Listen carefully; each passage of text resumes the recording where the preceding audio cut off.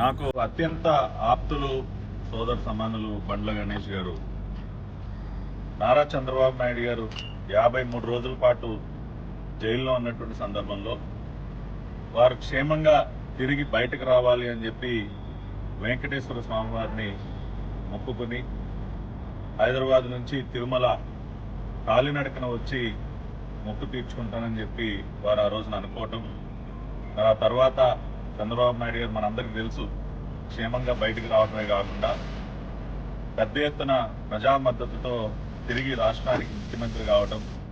మరి ఇప్పుడు ఈ రోజున బండ్ల గణేష్ గారు తన మొక్కు తీర్చుకోవడం కోసం హైదరాబాద్ నుంచి బయలుదేరి దాదాపు 400 కిలోమీటర్లు పైబడి పాదయాత్ర చేస్తూ స్వామివారి దర్శనానికి వెళుతూ ఉన్నారు.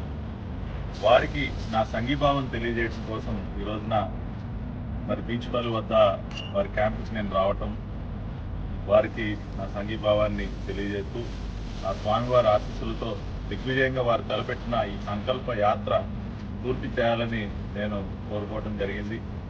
ఈ రోజున ఒకసారి కనుక మీరు గమనించినట్లయితే బండ్ల గణేష్ గారు కానీ, నేను కానీ, ఇంకా అనేక మంది, కొన్ని లక్షల మంది చంద్రబాబు నాయుడు గారిని దేవుడితో సమానంగా పూజిస్తాం. మేమందరం కూడా ఆయన భక్తులం. ఒక రకంగా దేనికి మాకు అత్యంత భక్తిభావం ఆయన పట్ల అంటే, ఆయన రాష్ట్రంలో ఉన్నటువంటి ప్రతి ఒక్కరిని కూడా తన కుటుంబ సభ్యులుగా భావిస్తూ అహర్నిశలు వారి భవిష్యత్తు కోసం, వారి మంచి కోసం తాపత్రయపడేటటువంటి వ్యక్తి. ఎవరికి ఏ చిన్న కష్టం వచ్చినా కూడా తన కుటుంబానికి కష్టం వచ్చినట్టు భావించి వాళ్ళ కోసం నిలబడేటటువంటి వ్యక్తి చంద్రబాబు నాయుడు గారు. కాబట్టి ఖచ్చితంగా ఆయన దేవుడితో సమానంగానే మేము భావిస్తాం.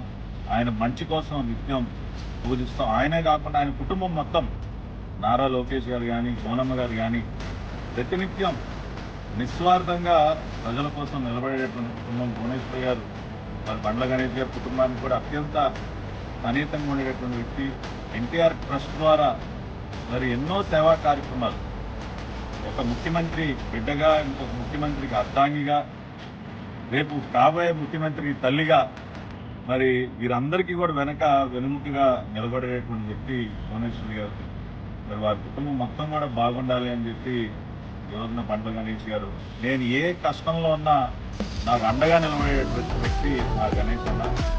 2019-24 మధ్య నేను అనేక సవాళ్ళని ఎదుర్కొన్నటువంటి సందర్భంలో నాకు ఫోన్ చేసి, అన్న మీరు ధైర్యంగా ఉండండి, మేము అందరం ఉన్నాం మీ వెనుక, మీరు ధైర్యంగా పోరాడండి, మీరు ఎక్కడా కూడా మనోస్థైర్యాన్ని కోల్పోవద్దని చెప్పి నాకు అనేక సందర్భాల్లో నాకు ఎంతో ధైర్యాన్ని ఇచ్చినటువంటి వ్యక్తి. కాబట్టి ఇవాళ ఆ అనుబంధంతోనే ఈ రోజున నేను ఇక్కడికి రావటం, అన్నని కలవటం, వారి సంకల్ప యాత్ర విజయవంతం కావాలని చెప్పి మనస్ఫూర్తి ఆ భగవంతుని కోరుకోవడం జరిగింది.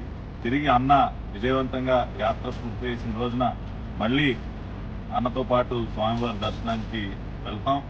చంద్రబాబు గారి భక్తులుగానే జీవితాంతం ఉంటామని తెలియజేసుకుంటారు.